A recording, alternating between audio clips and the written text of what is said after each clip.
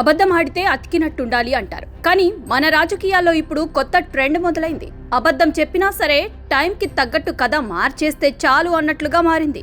ఈ కొత్త స్టైల్ ని ప్రాక్టీస్ చేస్తున్న వారిలో ముందున్న పేరు మాజీ ముఖ్యమంత్రి జగన్మోహన్ రెడ్డి గారిదే అనిపిస్తోంది. కొద్ది నెలల క్రితం వరకు మిట్టల్ స్టీల్ ప్లాంట్ గురించి మాట్లాడినప్పుడు అదంతా ప్రచారం మాత్రమే అని సూటిగా తేల్చేశారు. కానీ ఇప్పుడు అదే ప్రాజెక్టుకు శంకుస్థాపన జరిగాక అది నా హయాంలో వచ్చిందని చెప్పడం చూస్తే ఇది రాజకీయ యూటర్న్ కాదు, పూర్తి యూటర్న్ అనిపిస్తుంది.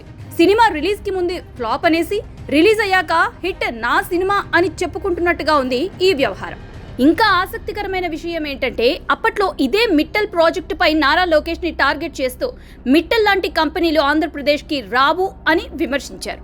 ఒడిశాలో స్టీల్ ప్లాంట్ పెడుతున్న మిట్టల్ గ్రూప్ ఏపీలో ఎలా పెడతారు, పక్కపక్క రాష్ట్రాల్లో ఇంత భారీ ప్రాజెక్టులు పెట్టడం సాధ్యమేనా అంటూ లోకేష్ ని ఎగతాళి చేసినట్లు మాట్లాడారు. ఆదిత్య మిట్టల్ ఒరిస్సాలో 1,04,000 కోట్లతో 24 మిలియన్ టన్నుల స్టీల్ ప్లాంట్ అక్కడ కడతా ఉన్నారు. చంద్రబాబు నాయుడు అంటాడు చంద్రబాబు నాయుడు కొడుకు. ఆంధ్ర రాష్ట్రంలో 1,61,000 కోట్లతో 17 మిలియన్ టన్నుల steel green field steel plant అనకాపల్లికి వచ్చేస్తా ఉంది అని చెప్తాడు. అసలు ఆయనైనా ఎన్ని కడతాడు?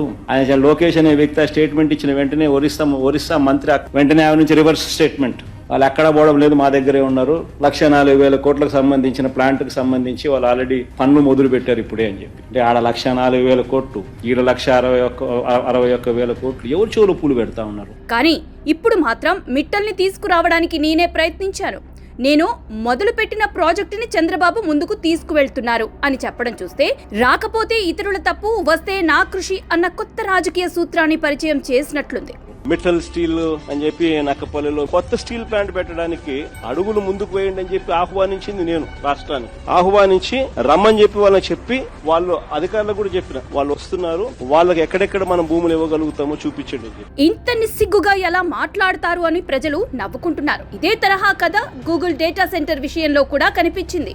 విశాఖలో గూగుల్ డేటా సెంటర్ వస్తే అది తన వల్లే సాధ్యమైందని చెప్పడం ఒకవైపు, కానీ ఈ ప్రాజెక్టుకి సంబంధించిన ప్రాథమిక చర్చలు, పాలసీ ఫ్రేమ్వర్క్, పెట్టుబడుల ఆకర్షణ చర్యలు ఎక్కువగా చంద్రబాబు నాయుడు హయాంలోనే జరిగాయని తెలిసిన వారికి ఇది కొంచెం విస్మయంగా అనిపిస్తుంది.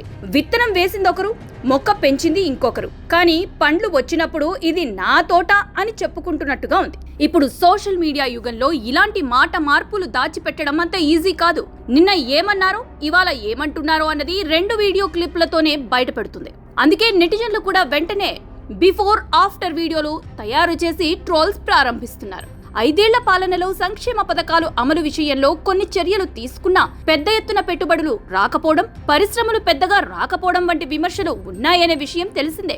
అలాంటి పరిస్థితుల్లో ఇప్పుడు కొత్తగా వస్తున్న ప్రాజెక్టులను కూడా తన ఖాతాలో వేసుకోవడం ప్రజల్లో చర్చకు దారితీస్తోంది. రాజకీయాల్లో విమర్శలు చేయడం సహజం, క్రెడిట్ తీసుకోవడం కూడా సహజమే.